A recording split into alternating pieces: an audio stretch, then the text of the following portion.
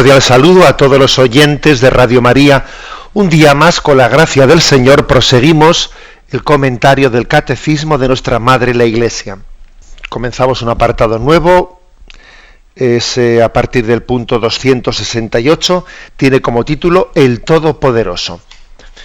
Recuerdo, para los oyentes que igual pues no son oyentes diarios o que no han seguido desde el principio las explicaciones, que estamos en la explicación del credo y que hay dos versiones del credo, el símbolo de los apóstoles, el credo apostólico, que es la versión que solemos, la versión corta, entre comillas, la versión más abreviada que solemos rezar a veces los domingos, que también es la versión que solemos aprender en el catecismo y enseñar a los niños el catecismo. Y también está la otra versión, el credo de Nicea o de Nicea-Constantinopla, un credo más explicitado, que también a veces solemos rezar los domingos en la Eucaristía. Bien, pero tanto una como la otra, la primera, el credo apostólico dice: creo en Dios Padre Todopoderoso, creador de cielo y tierra. Y la otra versión, la del credo de Nicea, dice: creo en un solo Dios, Padre Todopoderoso, creador del cielo y de la tierra, de todo lo visible y lo invisible. Tanto una como la otra hablan de nuestra fe en el Dios Padre Todopoderoso. El hecho de que Dios es Padre, el hecho de que Dios es Trinidad, Padre, Hijo y Espíritu Santo, ha sido comentado en los programas anteriores. A partir de hoy vamos a explicar este atributo del Dios Todopoderoso. ¿Qué significa esta expresión de que Dios es todopoderoso? El punto 268 dice: de todos los atributos divinos, solo la omnipotencia de Dios es nombrada en el credo, en el símbolo. Confesarla tiene un gran alcance para nuestra vida. Creemos que es esa omnipotencia universal porque Dios, que ha creado todo, rige todo y lo puede todo. Es amorosa porque Dios es nuestro Padre. Es misteriosa porque solo la fe puede descubrirla cuando se manifiesta en la debilidad. Bueno, hay una afirmación, y es que entre todos los atributos que se le podían referir a Dios, pues de Dios podríamos decir pues que es todopoderoso, sí, pero también que es infinito. También podríamos decir que es omnisciente, que lo conoce todo, que es infinitamente paciente, que es... Bueno, hay muchos atributos, pero lo que aquí nos recuerda el catecismo es que curiosamente en el credo el único atributo que se afirma es el todopoderoso. Creo en Dios todopoderoso. Entonces, bueno, alguna importancia especial tendrá, pues este atributo, cuando es el único que se cita en el credo. Y entonces dice aquí, el hecho de que sea nombrado de esta manera, de que se hable de la omnipotencia, es decir, todo lo puede. Bueno, pues dice, tiene una importancia muy importante para nuestra vida. Dice, confesar que Dios es todopoderoso tiene un gran alcance para nuestra vida. De confesar tal cosa a no confesarla hay una gran diferencia. Y de hecho, fijaros que la historia de Israel fue la de un pueblo que Dios le iba educando en la confianza en que Dios es todopoderoso. Y le costaba a Israel ser educado en tal cosa, pues porque tenía una tendencia a jugar a dos barajas, a jugar en la fe en Yahvé, pero también en buscar falsas seguridades, como quien pone una vela a Dios y una vela al diablo, ¿no? Que eso nos ocurre a nosotros, ¿no? Dice aquí, ¿no? Esta frase, que confesar la fe en el Dios Todopoderoso tiene un gran alcance en nuestra vida. ¿A qué se refiere con el gran alcance? Pues que tiene muchas consecuencias prácticas. Si uno cree en que Dios es todopoderoso, que todo lo puede, pues hombre, su relación con Él es una relación de totalidad y, por ejemplo, le parecerá absurdo, le parecerá ridículo estar jugando ahí pues a las supersticiones. Qué absurdo resulta para alguien que tiene, que confiesa que todo está en manos de Dios, que Él es el Todopoderoso. Qué absurdo será pues adentrarse en los caminos de las supersticiones de que si hago esto puede resultar esto, si no hago esto puede resultar lo otro. Pues ese tipo de cosas, ¿no? De, por ejemplo, las cadenitas esas que a veces se nos pasa, te llega una carta, un correo electrónico y te dice tienes que mandar este correo a 10 personas, porque si no lo mandas te puedes tener mala suerte. Y entonces no sé qué, y dice, no, pero bueno, pero qué absurdo es esto. ¿Qué imagen de la divinidad de Dios tiene quien practica ese tipo de cosas? Todavía no se ha enterado de que Dios es todopoderoso. Estamos ligados a que si hago esto puede tener mala suerte. O sea, todavía no nos hemos enterado de que todo está en manos de Dios. Es que este es un número de la buena suerte, es un número de la mala suerte. Es que ha pasado esto, ha pasado lo otro. Es que da mala suerte cuando uno ve que si el gato no sé qué, que si la escalera no sé cuánto. Pero bueno. Y como os podéis imaginar, estoy inventando una cosa que es mínima comparando con otras consecuencias que puede tener para nuestra vida, ¿no? O sea, creer en que Dios es omnipotente, que todo está en su mano, no es una cuestión teórica. No es una cuestión teórica. Tiene muchas aplicaciones. Tiene muchas aplicaciones prácticas. Nada se escapa de las manos de Dios. Dios sabe más, Dios puede todo. Para Dios no hay nada imposible.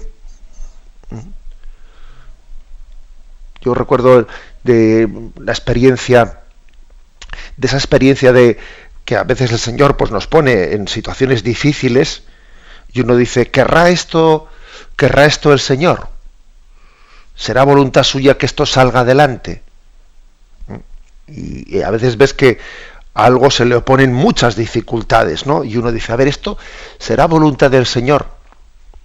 Y entonces uno le dice al Señor, Señor, si esto no es voluntad tuya, pues mira, ponme una dificultad suficientemente pues invencible para que yo entienda y discierna que tu voluntad es que esto no siga adelante. Un proyecto, por ejemplo, ¿no? Y hay un proyecto y uno dice, a ver, ¿este proyecto será de Dios o no será de Dios? Señor, pues si no es voluntad tuya, pues házmelo entender en una dificultad que yo no pueda salvar, que no esté en mis manos el poder salvarla, ¿no? Y entenderé que tu voluntad es que no continúe adelante. Y si es voluntad tuya, bueno, pues si tú me das la capacidad y la fuerza de acometer las dificultades y superarlas, entenderé que es tu voluntad. Y entonces, bueno, uno saca la conclusión siguiente, ¿no? Lo que Dios quiere sale adelante, aunque sea con muchas dificultades, ¿no? Y luchando mucho. Lo que Dios quiere sale adelante, y lo que Dios no quiere, yo tampoco lo quiero. Que acaba siendo como una consecuencia práctica para nuestra espiritualidad en nuestra vida. Sí, porque yo sé que Dios es omnipotente. Entonces ese proyecto que se nos ha ocurrido llevarlo adelante, dice, pero bueno, ¿será voluntad suya o no será voluntad ya? Y si es voluntad suya, tú tranquilo que vas a ver cómo te da los medios para sacarlo adelante. Que para Dios no hay nada imposible. Y si no es voluntad suya, bueno, nosotros somos como unos lazarillos que vamos poco a poco ahí tanteando a ver cuál es la voluntad de Dios. Y no podemos estar absolutamente seguros de que sea esta o la otra su voluntad. Hombre, en algunas cuestiones sí que podemos tener plena seguridad, ¿no? Pues, querrá Dios que seamos más santos, querrá Dios que seamos más humildes, eso es seguro, ¿no? Pero a la hora de llevar determinados proyectos concretos, de ponerlos en marcha, en el fondo vamos a discernir si es o no su voluntad, si nos da la capacidad de allanar las dificultades o no. Y como Él lo puede todo, Si quiere, si lo quiere, nos dará la capacidad. Y si no es su voluntad, pues entenderemos que no es su voluntad porque no nos ha dado la capacidad o las circunstancias de allanar determinadas dificultades. Y lo aceptamos y lo acogemos, porque Él lo puede todo. O sea que, como veis aquí, para la espiritualidad, reconocer y confesar la omnipotencia de Dios tiene gran alcance y consecuencias muy prácticas. O sea que no soy yo el que tiene la última palabra en la vida. La última palabra la tiene Dios. El hombre propone y Dios dispone. Y no al revés, que nosotros parece que tenemos una manera de proceder en la vida en la que la última palabra la tenemos que tener nosotros. Oiga usted, que decimos que Dios es todopoderoso, que Él sabe más, ¿no? Luego la última palabra hay que dejársela a Dios. Es verdad que Él nos ha dado una mente, pues para que discernamos, para que calculemos, para que a la luz de Dios sopesemos y veamos que es teóricamente, ¿no?, supuestamente desde nuestro ángulo que es lo mejor, pero nuestro ángulo es muy limitado, muy limitado.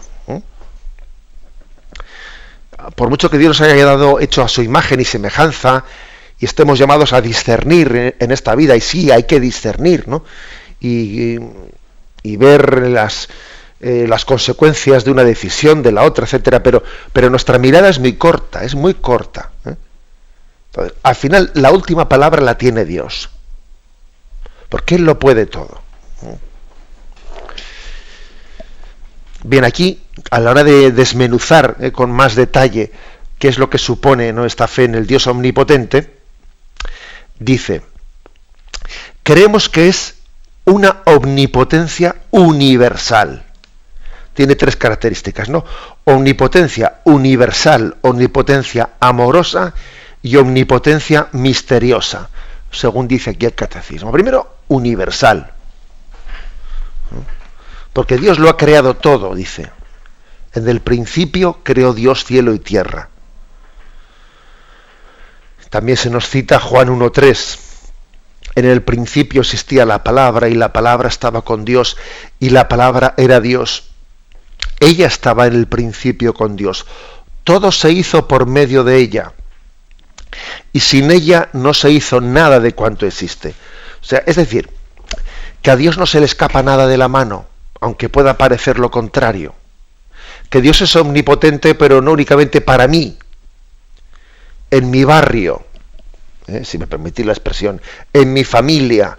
No, que también lo es en el barrio de enfrente, que también lo es para el otro. O sea, que Dios lo puede todo para todos. Y esto conviene tenerlo en cuenta. Que no podemos hacer un Dios de juguete al servicio mío, de mi familia, etcétera. Recuerdo haber puesto en este programa, cuando hablamos de la oración de petición, la imagen esa del delantero centro que va a lanzar el penalti y que le invoca a Dios para meter el gol, al mismo tiempo que el portero del equipo contrario, que va a intentar detener el penalti, y le invoca al mismo Dios para detener el balón. Entonces, bueno, viene bien poner un ejemplo de este estilo para decir, oye, Dios es omnipotente, pero su omnipotencia es universal. Entonces, a ver si yo voy a pretender, ¿no?, que la omnipotencia de Dios esté a mi servicio para meter el gol, al mismo tiempo que el otro pretende que la omnipotencia de Dios esté a su servicio para parar el gol. Posiblemente Dios no esté ni para meterlo ni para pararlo. Dice, oye, mira, no me metas a mí en tus intereses personales, ¿no?, o individualistas, que la omnipotencia de Dios es universal. Y esta afirmación va en contra de la tendencia un tanto mezquina que tenemos nosotros, ¿no?, de hacer un Dios a mi servicio. Nos olvidamos de que nosotros tenemos que ser servidores de Dios, y entonces hacemos un Dios a mi servicio. Es tan fácil caer en esto. Es tan fácil que tenemos que estar continuamente revisándonos ante esta tentación continua del hombre. Bien, antes de continuar tenemos un momento de reflexión y enseguida... Catecismo de la Iglesia Católica, con Monseñor José Ignacio Munilla. Vamos a continuar en este punto 268, donde lo habíamos dejado. Y decíamos en la intervención anterior que la omnipotencia aquí tiene tres características, según se dice el catecismo. Omnipotencia universal, que ya la hemos explicado, omnipotencia amorosa y omnipotencia misteriosa. Bueno, después de haber hablado de la omnipotencia universal, la omnipotencia amorosa, ¿qué matiz le da? Pues un matiz muy importante. Un matiz diciendo que nosotros a veces hemos hecho una referencia, o sea, generalmente, ¿no?, hemos unido la palabra omnipotencia a una mala utilización del poder, y tenemos el peligro de aplicarle a Dios nuestras categorías. Tenemos el peligro de que el ladrón se piensa que todos son de su condición, y entonces, como tener mucho poder entre nosotros es un peligro muy grande, porque el poder corrompe. Aquí nosotros decimos, vamos a intentar hacer división de poderes, porque claro, venga, el poder judicial, el poder legislativo, el poder... hay que intentar dividir los poderes, porque es que de lo contrario el hombre, como acumule demasiado poder, se corrompe. No hay quien le controle. Un poder tiene que controlar al otro. De lo contrario, bien, esas son nuestras categorías, las categorías humanas, ¿no? Bien, obviamente tenemos que purificar nuestra imagen de Dios. Tenemos que purificar. Hay muchas personas a las que les resulta antipático el término Dios Todopoderoso, les resulta antipático. ¿Por qué? Bueno, porque lógicamente es como si alguien, ¿no?, ha tenido una mala experiencia de su padre y la palabra padre le cae antipática, porque tiene una rebeldía hacia su padre, una rebeldía hacia la autoridad, y entonces todo lo que sea autoridad, obediencia, es que le sale urticaria, vamos, es que le pone nervioso. Esto ocurre mucho en nuestra sociedad, que existe una crisis de autoridad muy grande, no solo por abusos de autoridad, sino también por ideologías determinadas, ¿no?, democraticismos, que pretendemos que Dios también entre en nuestros conceptos democraticistas, etcétera, y no nos damos cuenta de que Dios está por encima de nuestros conceptos, ¿no? Entonces hay que purificar lo que nosotros entendemos, ¿no?, o los riesgos, ese miedo que tenemos al riesgo del poder. No, el hecho de que Dios tenga todo el poder no únicamente no es ningún riesgo, sino que es nuestra seguridad. Menos mal que Dios lo tiene todo en su mano, menos mal, porque su omnipotencia es amorosa. Dios lo puede todo, ¿no? Y Dios quiere nuestro bien. Luego en Dios paternidad y omnipotencia se confunden, se mezclan, se funden, paternidad y omnipotencia, porque es una omnipotencia amorosa. Vais a ver que luego en el punto, uno de los puntos siguientes, que yo creo que también podemos adelantarlo ya, si damos un salto y llegamos al punto 271, dice, ¿no?, que su omnipotencia no es arbitraria. Bueno, dice dos cosas. En el punto anterior dice que paternidad y poder se esclarecen mutuamente, que no es solo poderoso, sino que creo en Dios Padre Todopoderoso. O sea que es que ser Padre amoroso y ser omnipotente, que nosotros lo vemos como bastante distinto, ser Padre amoroso y Señor omnipotente, nosotros lo vemos como distinto, pero en Dios no hay tal distinción.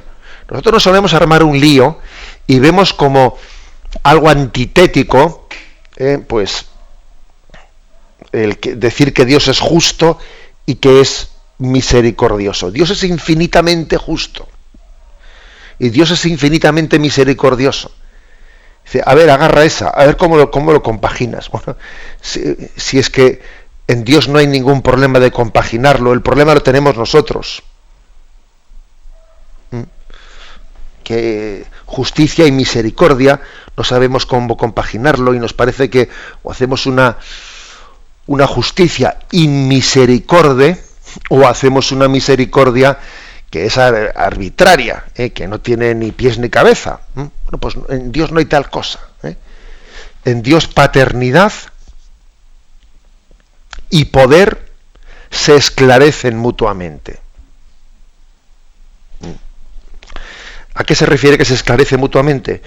Bueno, que cuando alguien tiene la tentación de hacer del poder una arbitrariedad, se le recuerda que la paternidad, que como es un poder infinito, paternal, entonces, oiga, el poder infinito paternal no es en absoluto arbitrario, porque arbitrario quiere decir, a ver, como Dios lo puede todo, pues mira, Dios podría hacer que matar fuese bueno y que pues conservar la vida fuese malo. Ahora, lo que pasa es que, como Dios es todopoderoso, Dios ha decidido, pues mira, pues ha dicho que matar sea malo y que conservar la vida sea bueno. Pero podría haber hecho lo contrario, como según esas teorías nominalistas, eso es una visión del poder de Dios arbitraria, no es verdad. O sea, Dios es todopoderoso, pero él mismo no se puede contradecir a sí mismo. Que matar sea malo y respetar la vida sea bueno, de respetar la dignidad del hombre, eso no es algo arbitrario, sino que es conforme al ser que Dios ha creado. Conforme al ser. ¿Dios podría entonces haber hecho lo contrario? No, Dios no puede hacer lo contrario. Y por eso no deja de ser omnipotente, porque es que Dios no puede contradecirse con respecto a la creación. Respetar la vida será conforme a la dignidad, será conforme a la creación de Dios, y matar la vida pues será contrario a la dignidad de Dios. O sea que la omnipotencia no es arbitrariedad. Arbitrario quiere decir que es esto o su contrario, que qué más dará. Es una omnipotencia que se confunde con el capricho. No, Dios no es caprichoso. Decir que Dios es omnipotente no quiere decir que Dios hace lo que le da la gana. Entendido la expresión hace lo que le da la gana tal y como nosotros la utilizamos, ¿no? Entonces cosas es porque a Dios no le da la gana. Dios no tiene ganas. Dios tiene una santa voluntad, que es distinto. La expresión Dios hace lo que le da la gana es tener una imagen de un Dios pasional, en el mal sentido de la palabra, con unas pasiones contrarias a razón. No, Dios no tiene ese tipo de pasiones. Me da la gana, no. Y usted, gracias a Dios, afortunadamente, Dios tiene una santa voluntad, no unas ganas arbitrarias, que vas tú a un tribunal y mira, pues tienes un juez de malas pulgas porque ha tenido un disgusto con su mujer y entonces está de mal genio y te juzga, pues pongo un ejemplo, ¿no? Que Dios quiera que no ocurra nunca, pero vamos, como si la pasionalidad de una persona le pudiese hacer que su obrar fuese arbitrario. Eso, purifiquemos tal imagen de Dios. Purifiquemos tal imagen. Entonces, esta expresión que afirma que la paternidad de Dios es universal, en segundo lugar, amorosa, y que por lo tanto la omnipotencia nunca puede ser cruel, la omnipotencia nunca puede ser arbitraria, sino que, como dice la liturgia, oh Dios, que manifiestas especialmente tu poder en el perdón, Claro, es que el poder de Dios se manifiesta tanto creando el mundo de la nada como perdonando el pecado. ¿Qué es más? Decirle a este tullido, tus pecados son perdonados, o decirle, levántate, coge tu camilla y echa a andar. Pues para que veáis que el Hijo del Hombre tiene poder de perdonar los pecados, a ti te digo, levántate, coge tu camilla y echa a andar. Dios tan omnipotente, o más omnipotente es perdonando que haciendo ese milagro de curación del paralítico. Porque la omnipotencia es amorosa. Es amorosa. Bien, tenemos un momento de reflexión y continuamos en esta edición del programa del Catecismo la explicación del término Dios es todopoderoso. Lo estamos haciendo explicando el punto 268 al 271. En el primero de los puntos, el 268, se dice que la omnipotencia de Dios es universal, lo hemos explicado en la primera intervención, que la omnipotencia de Dios es amorosa, lo hemos explicado en la segunda intervención, y en esta tercera queremos centrarnos en la afirmación de que la omnipotencia de Dios es misteriosa, porque sólo la fe puede descubrirla cuando se manifiesta en la debilidad. O sea, es una omnipotencia, sí, Dios lo puede todo, sí, pero es misteriosa, o sea, no como a nosotros nos parece. Que a mí siempre me ha llamado la atención ese pasaje de Jesús crucificado y ese momento de burla hacia él, ¿no diste tú la vista al ciego? ¿No curaste tú a los enfermos y resucitaste a los muertos? Sálvate tú ahora a ti mismo. A ver, baja de la cruz para que creamos.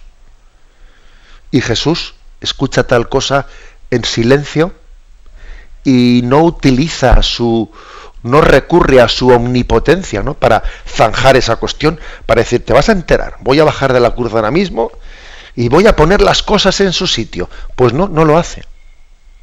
Y Dios calla.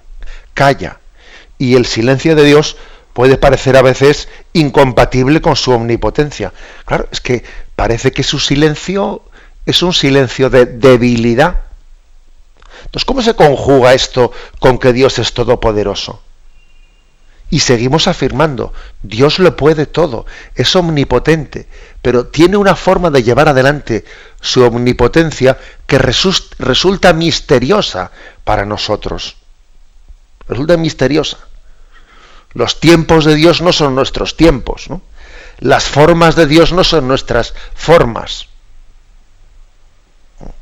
Luego la verdad es que supone una purificación en nuestra vida, una purificación muy grande de qué entiendo yo por lo conveniente, lo prudente, mis ansiedades y muchas más cosas, ¿no? O sea, Dios ve a largo plazo.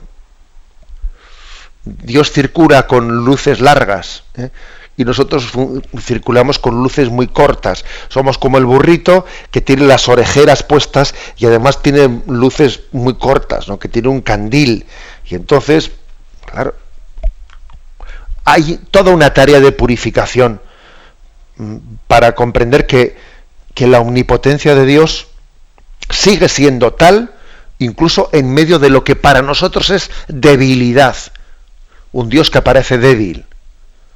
He puesto ese pasaje, ¿no?, del silencio de Cristo ante las burlas de los que le ven crucificado.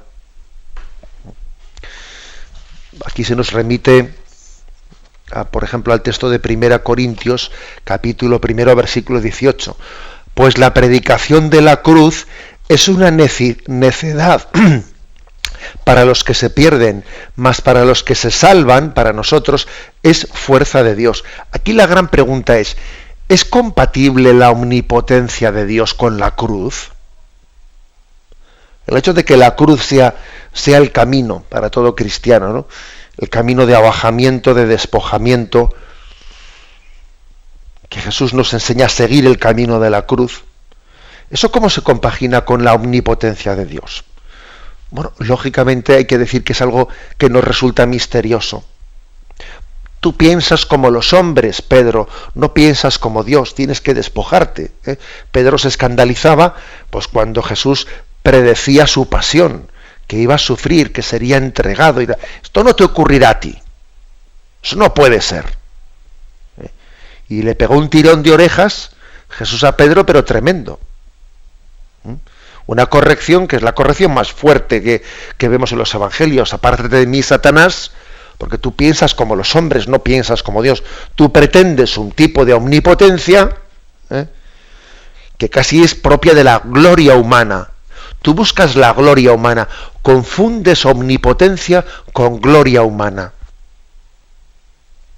Entonces tienes que purificarte de esa concepción, que resulta misteriosa para los hombres, como era misterioso para Pedro que el Hijo de Dios anunciase su pasión.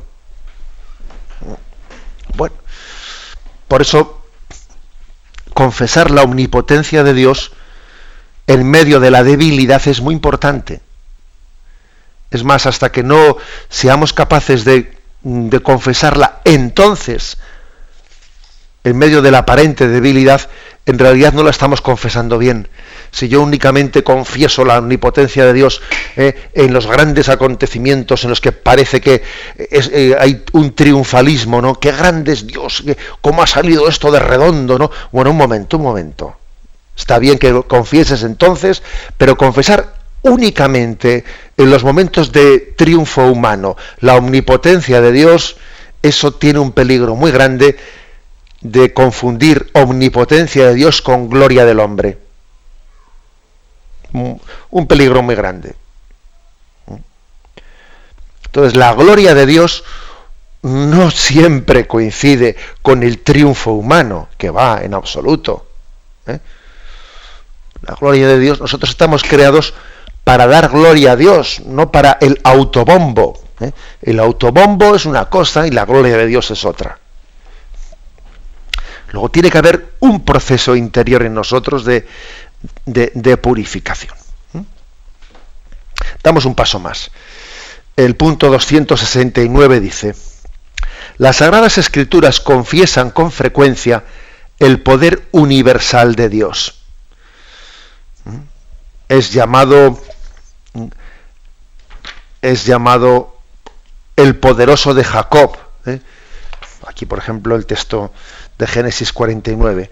Un retoño es José, retoño junto a la fuente, cuyos vástagos trepan sobre el muro, le molestan y acribillan, le asaltan los flecheros, pero es roto su arco violentamente, y se aflojan los músculos de sus brazos por las manos del fuerte de Jacob, por el nombre del pastor, la piedra de Israel. Bueno, se habla pues de cómo Israel es atacado, pero que su arco, el arco de los enemigos, es roto por las manos del fuerte de Jacob. Se le llama a Dios pues fuerte de Jacob, el fuerte, el poderoso de Jacob, el valeroso. Otros textos que se dice Isaías 1:24, tus jefes revoltosos y aliados con bandidos, cada cual ama el soborno y va tras los regalos, al huérfano no hacen justicia. Por eso, oráculo de Yahvé, el fuerte de Israel, voy a desquitarme de mis contrarios, voy a vengarme de mis enemigos, voy a volver mi mano contra ti y purificaré al crisol tu escoria, hasta quitar toda tu ganga.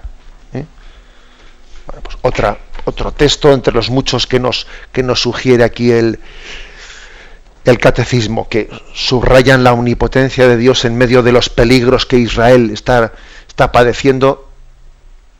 Dios te protegerá de tus enemigos. Otro texto, Salmo 24, versículos del 8 al 10. ¿Quién es ese rey de la gloria? Yahvé, el fuerte, el valiente, Yahvé, valiente en la batalla. Portones, alzad los dinteles, que se alcen las antiguas compuertas, va a entrar el Rey de la Gloria. ¿Quién es ese Rey de la Gloria? El Señor, Dios de los ejércitos. Él es el Rey de la Gloria.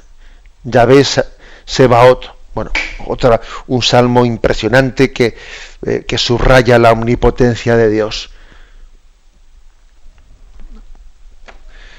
Estas expresiones litúrgicas que las rezamos en la liturgia de las horas no son frases hechas, sino que son expresiones de la palabra de Dios que nos tienen que confirmar, nos tienen que afianzar en que Dios lo puede todo,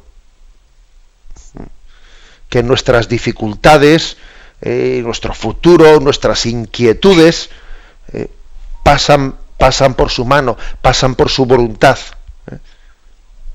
No estamos desvalidos,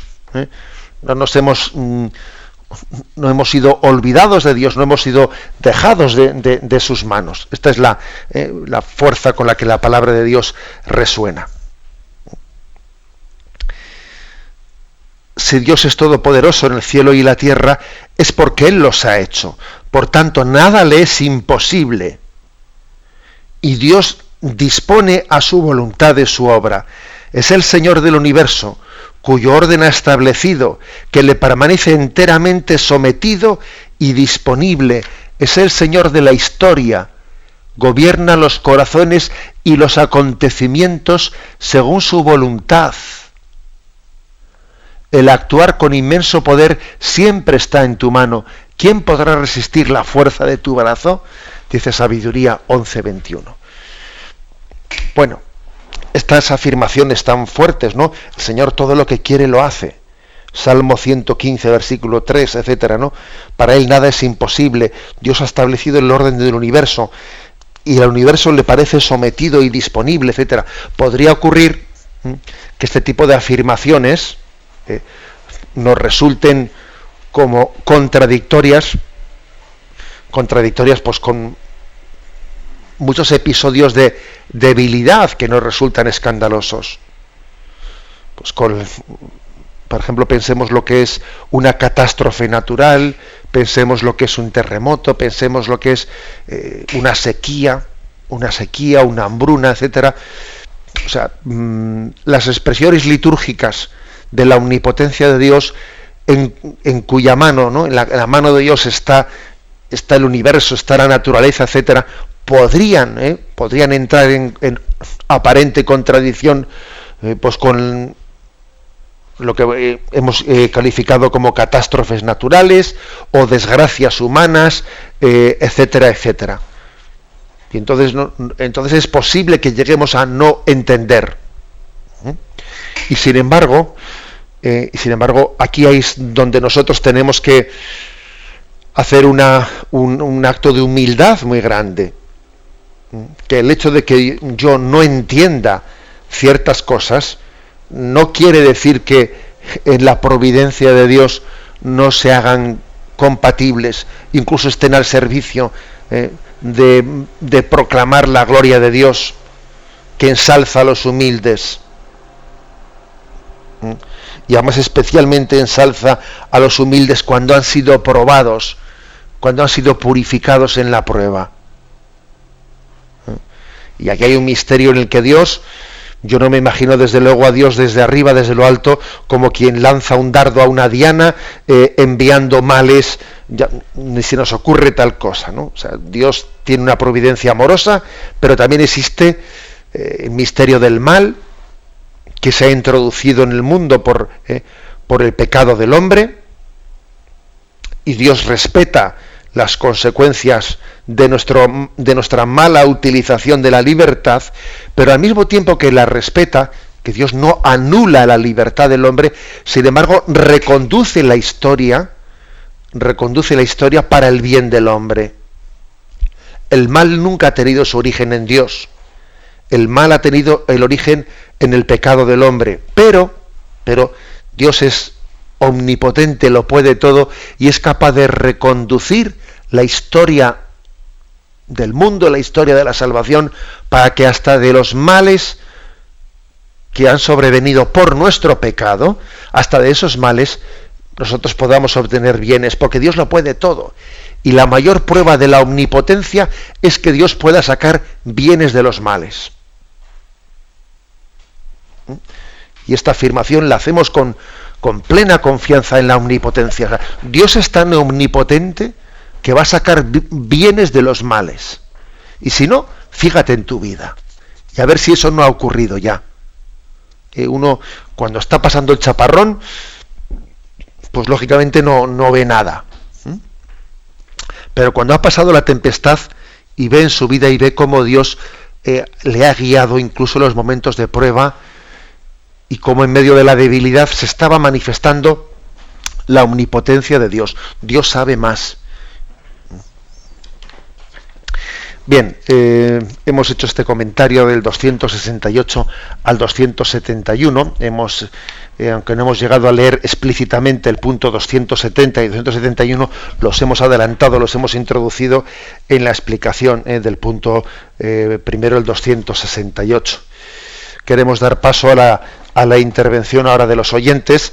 Como ayer también dijimos, hay una avería en la centralita de la emisora que todavía no ha sido arreglada, con lo cual no es posible el hacer directamente las preguntas como acostumbramos por teléfono, pero sí podremos hacerlo utilizando el correo electrónico, con lo cual los que quieran formular una pregunta pueden escribir al correo directo@radiomaria.es, directo@radiomaria.es. Tenemos un momento de música y enseguida tendremos la consulta. Sí, monseñor, nos escriben a directo@radiomaria.es y le preguntan: muchas veces personas no cercanas a la Iglesia me plantean una cuestión a la que yo no puedo dar contestación por falta de preparación cuando me discuten la libertad del hombre.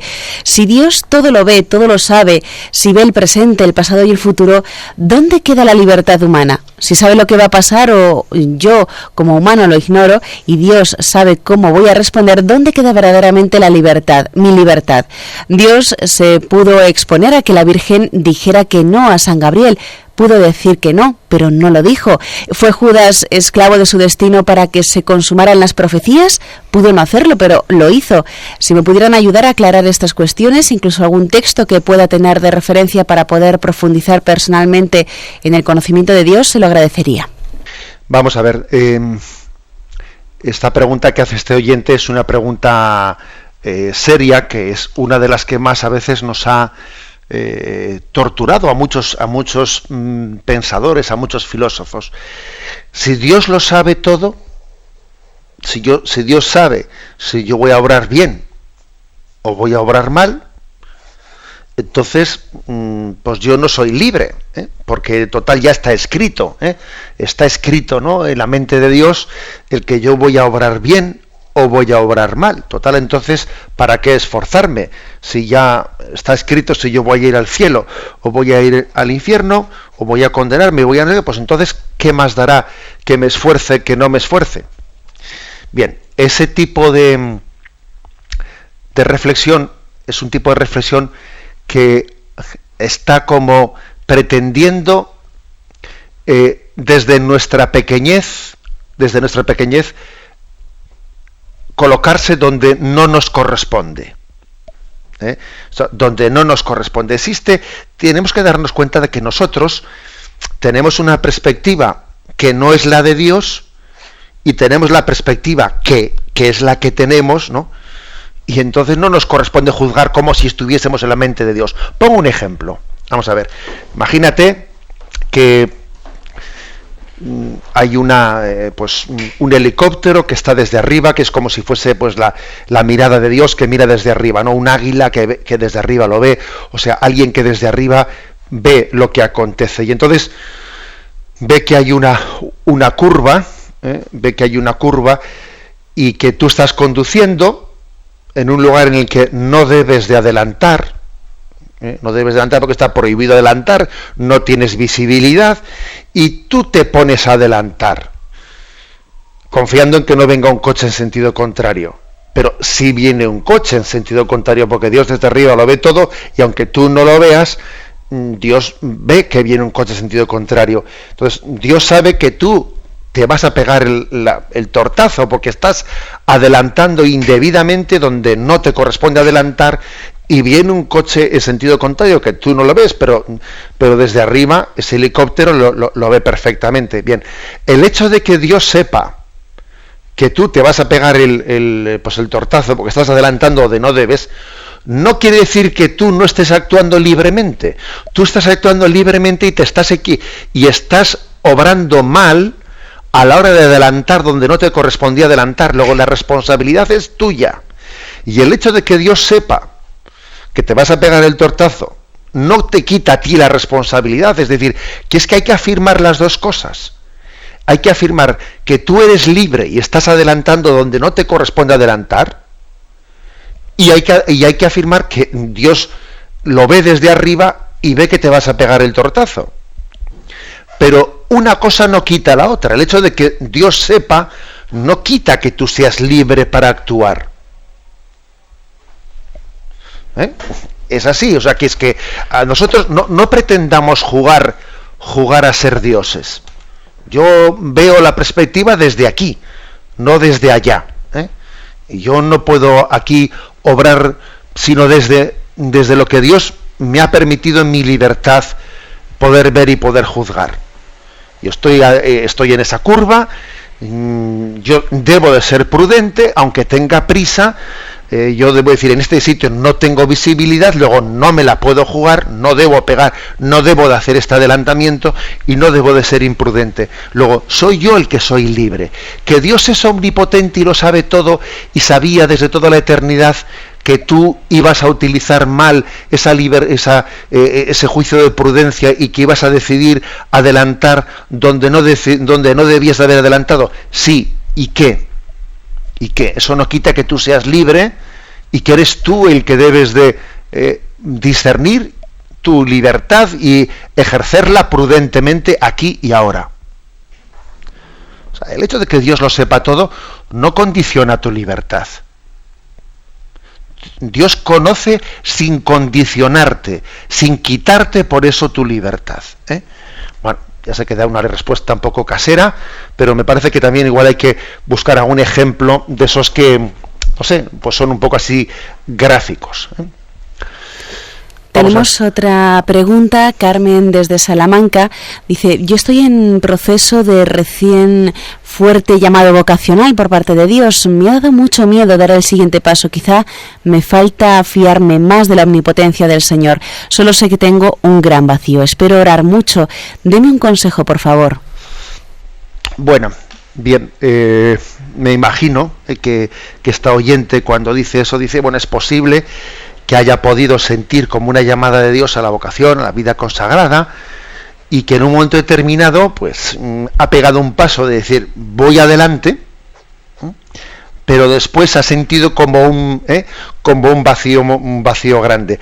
A mí eso me recuerda ese pasaje del Evangelio de Jesús caminando sobre las aguas, cuando Jesús le dice a Pedro, ven hacia mí, camina sobre las aguas. Y al principio Pedro salió de la barca y empezó a caminar sobre el agua. Pero luego, viendo que soplaba el viento y viendo que le entró miedo, empezó a hundirse y entonces clamó a Jesús y le dijo, Jesús, que me hundo, ayúdame. ¿Qué quiero decir con esto? Que la llamada de Dios, la llamada primera de Dios, hay que cotejarla en el día a día, hay que contrastarla pues con los actos de abandono en Él, sabiendo también que va a haber, ¿no?, momentos de prueba, momentos de despojamiento, momentos de noche oscura, y que uno tiene que poner los ojos fijos en Jesús, porque si no se hundirá. Si uno pretende seguir a Jesús porque recibió una llamada pues hace X meses, ¿no?, X años, y ya parece que la llamada ya está hecha, y entonces ya aparta la mirada de Jesús, se va a hundir. O sea, la llamada tiene que ser diariamente confirmada en nuestra oración personal, en nuestro proceso de despojamiento. Me parece muy importante que esta persona pues tenga un acompañamiento espiritual, tenga una dirección espiritual, para que la llamada de Dios no se reduzca a un sentimiento interior de seguir a Jesús, sino que eso después se vaya pues cotejando pues con cosas concretas en mi vida, en cómo rezo, cómo estudio, cómo trabajo. O sea, es decir, ir traduciendo a la letra pequeña, la letra grande. Porque si la letra grande no es traducida a la letra pequeñita del día a día, pues es posible que las llamadas de Dios luego se pierdan. Damos paso a una siguiente llamada. Sí, nos escribe Miguel. Dice, en la profesión de fe declaramos del Hijo que está engendrado, no creado. Aún así, este engendramiento tuvo lugar en un momento determinado. ¿Cómo podemos explicar un tiempo finito determinado con la temporalidad de Dios? Vamos a ver. No es correcto lo que ha dicho el oyente en el correo, de que aún así decimos, no, Dios es, o sea, el Hijo, Jesucristo es engendrado, no creado. Aún así, que haya sido engendrado es algo que ocurrió, ha dicho el oyente, ¿no? Es algo que ocurrió en el tiempo. No es correcto lo que ha dicho. Es decir, la diferencia entre la creación y pues la generación del Verbo, ha sido engendrado, es que la creación sí tiene lugar en el tiempo, pero el hecho de que el Hijo sea engendrado por el Padre, eso tiene lugar fuera del tiempo, eso es eterno. La creación es temporal, acontece en el tiempo. Es más, es que el tiempo y el espacio y el tiempo forman parte de la creación de Dios. Dios cuando crea en coordenadas de espacio y tiempo. Por eso antes de la creación pues no existía el tiempo, porque el tiempo es una creación de Dios. Igual que el espacio es una creación de Dios, también el tiempo es una creación de Dios. Sin embargo, que el Hijo es engendrado por el Padre, eso es eterno.